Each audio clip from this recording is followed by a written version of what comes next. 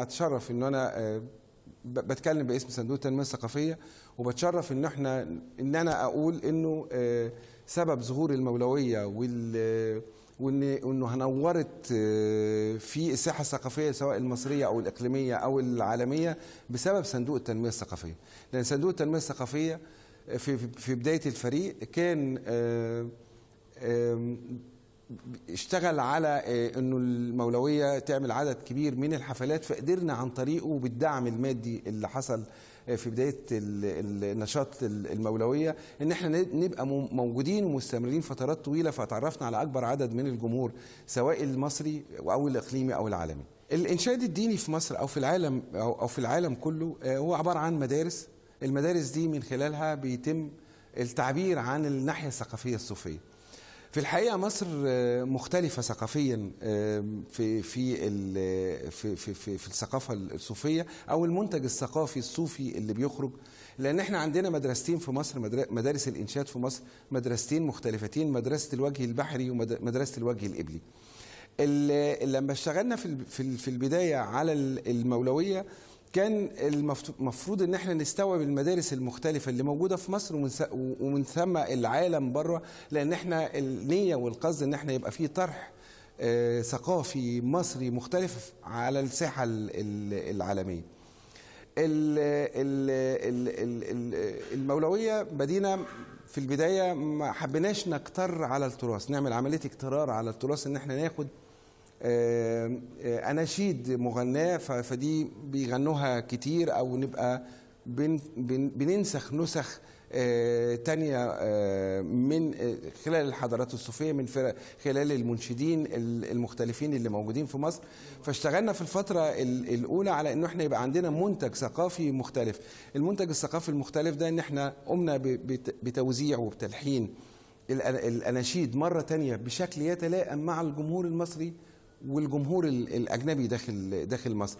فكان في البداية عملنا من فترة الإنشاء إلى الآن في رصيد وكم كبير من الأشعار اللي تم تلحينها، واللي ليها طابع خاص يتميز بإن احنا ما نبقاش معزولين عن الساحة الثقافية الآن، لأنه الفنان ابن بيئته. فاحنا بنعبر عن الآن وهنا الفترة التاريخية بتاعتنا اللي موجودين فيها، وكان في استيعاب للموسيقات اللي موجودة الصوفية سواء في مصر أو في العالم كله. فعملنا طرح آخر مختلف، الطرح الآخر مختلف، طرح موسيقي مختلف. لكن كان في وعي من البداية إن واحنا بننشئ المولوية المصرية اللي هتبقى مختلفة في العالم أو في عن المولوية في أي مكان تاني. فاتضح إنه إحنا لينا تراث كمان، التراث صوفي عميق في الحضارة الفرعونية، وإن الدوران، فكرة الدوران أو الفتل المولوي أو الرقص المولوي أو الدوران حوالين الجسد ما بدأتش عند مولانا جلال الدين الرومي، بل الفراعنة كمان عرفوا الشكل ده من النوع من التعبير الجسدي أو الحركة الكوريوغرافية للجسد. فقدرنا يعني ببحث متين في البداية انه احنا يبقى عندنا ايه المصادر الاولى للفكرة. فكان انه متون تحوت قال: تعطلت حواسي اثناء تهدك صوفي، لا نصبا ولا تذمرا بل انتباها وخلوصا وعيا، اطير مع افكاري متحررة من جسدي. ده كمان قال في المتن 15 ان الموسيقى بها تناغمات الهية لابد من استخدامها في التسابيح. فبنأكد على فكرة انه الشكل التعبيري الجسدي هو الفراعنة اول ناس يتناولوه. فاحنا ابناء الثقافتين، الثقافة الفرعونية والثقافة الاسلامية، فحاولنا نعمل دمج او مخرج منتج ثالث مختلف، لان احنا من البداية بنأكد ان احنا مش حابين نعمل عملية اكترار على التراث، ان احنا نتناول تراث بدون فهم، بل عملنا حوارية، ديالوج أو جدلية. الجدلية مش بمعنى إن إحنا مع أو ضد، ولكن الجدلية في مفهومها النقدي إن أنا بتحاور مع التراث بتاعي، علشان النية كانت موجودة إن إحنا ننتج تراث آخر مختلف يعبر عن بيئتنا المصرية. لأن إحنا بعد 50 سنة أو 100 سنة هيجي مجموعة من الأجيال من أولادنا ومن أحفادنا يقولوا إنه اتوجد في التاريخ من إلى أنتجوا نوع من التراث، سواء التراث ده جيد او غير جيد هم الحكم ليهم، لكن احنا من حقنا ان احنا ننتج ونعبر عن نفسنا بالموسيقى وبالحركه الكوريوغرافيه. فمن خلال الفتره دي اكدنا على الهويه بتاعتنا، الهويه المصريه.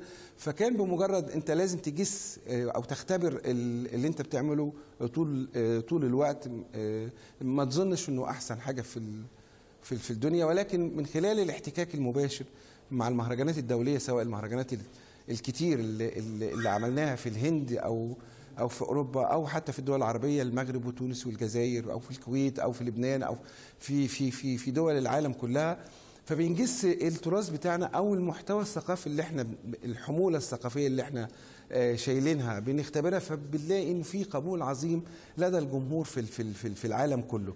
فده بيخليك ان انت تجود في منتجك الثقافي وتخليه انه بيعبر عن الحاله المصريه. وفي الفتره دي كان التنوره التراثيه اصبحت تنوره تراثيه شكلها استعراضي، فهي متاخده من الشكل الصوفي البحت، فبترجعها لاصلها تاني، وبتحاول ان انت يبقى ليك في فلسفه في التناول بتاعتها. فاحنا بنقدم دلوقتي في المولوية 3 أشكال من المولوية، اللي هو التنورة البيضاء الخالصة، ودي ليها فلسفتها وليها رمزيتها الصوفية، وبعدين ألوان الطيف، وبعدين التنورة اللي هو تمازج الألوان المصري المتميز اللي المصريين قدروا يعبروا عن نفسهم بشكل الفرحة.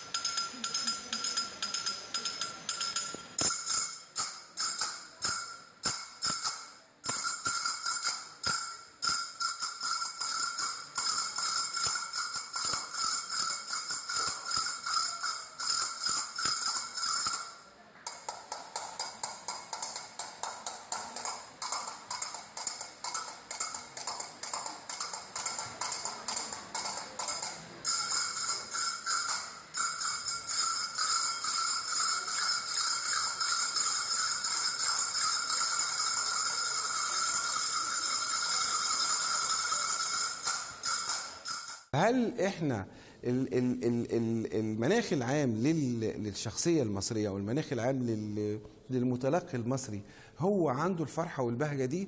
هنرجع لأفلاطون في محاورات أفلاطون، بالتحديد في محاورة فيدروس. فأفلاطون بيتكلم على الموسيقى المصرية القديمة.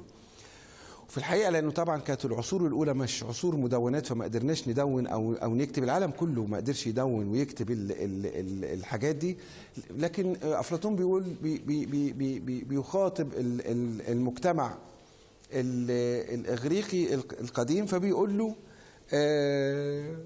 عليكم بسماع الموسيقى المصرية لأنها موسيقى تبعث الفرحة والبهجة في النفوس.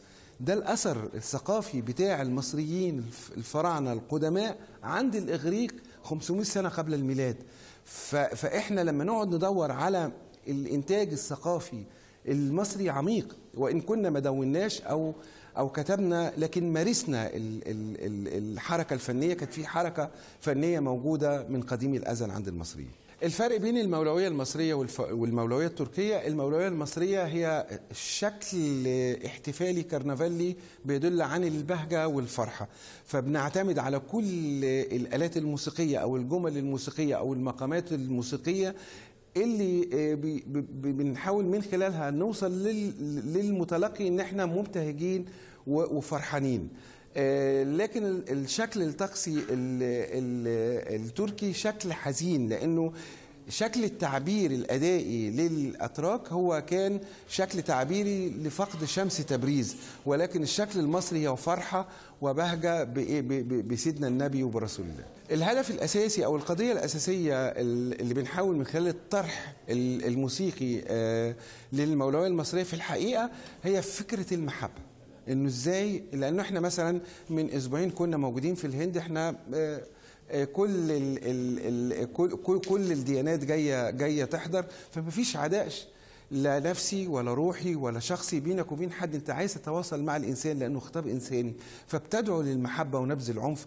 وده القصد او القضيه الاساسيه للمولويه المصريه بتحاول طرحها سواء داخل مصر او خارج مصر. طب احنا عايزين نختبر هل احنا قدرنا نوصل لده او هو مجرد كلام نظري. في الحقيقة كانت لنا تجارب، أقرب تجربة لما عملنا ألبوم للفريق، مجموعة من الأغاني قمنا بتسجيلها ووزعناه للجمهور مجاني. في الحقيقة إنه اللي كان بيوزع الألبوم هم أخواتنا المسيحيين، وما كناش قاصدين ده ولا هم قاصدين ده، وما هيش رسالة إحنا بنوصلها لحد. لكن في الحقيقة ان هم مجموعة من الجمهور واصدقائنا وقالوا احنا هنقف ونوزع، فاوكي، فحد تاني قال هقف، فالجمهور الباقي لما دخل قالوا وصلتنا الرسالة. هي مش رسالة، هي دي المحبة الحقيقية، انه احنا موجودين في بلد واحدة، ان احنا خطابنا انساني. لما الاسبوعين اللي فاتوا كنا في حفلة من في الهند، فاحنا زرنا القرى الريفية. احنا قدينا أكتر من 20 سنة بنسافر الهند، لينا معارف وجمهور عريض موجود في الهند. المعابد بقادة المعابد بيتحركوا بالطوائف بتاعتهم، بيلبسوا نفس الملابس بتاعتنا البيضة، جايين يحضروا العروض، بنقعد معاهم، بناكل معاهم ونشرب معاهم. ده بيدللك على ان انت قد ايه قدرت تتواصل مع الناس، او ان انت بعيد عن الناس. كمان لما في اوروبا مثلا لما نعمل حفله في كاتدرائيه الدومينيكان مثلا في امستردام، احنا جوه كاتدرائيه، الجمهور اللي جاي حاضر بمحبه، هو جمهور مسيحي ومسلم، واحنا ما بندورش على الديانه بتاعته، بندور على الانسان لان خطابنا انساني. قصدت باب الرجاء والناس قد رقدوا، وبت أشكو إلى مولاي ما أجد، وقلت يا أملي في كل نازلة ما لي على حملها صبر ولا جلد، أشكو إليك أشكو إليك أشكو إليك أشكو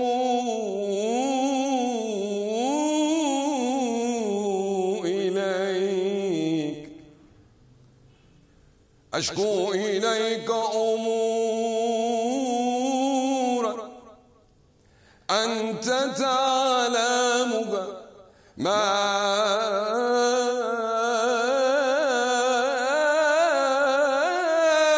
لي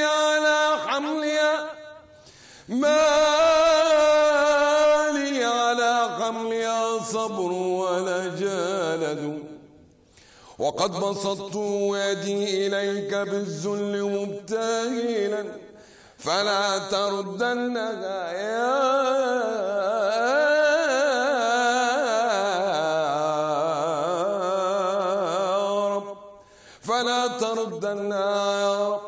فلا تردنها يا رب خائبة، فبحر جودك يروي كل من يريد.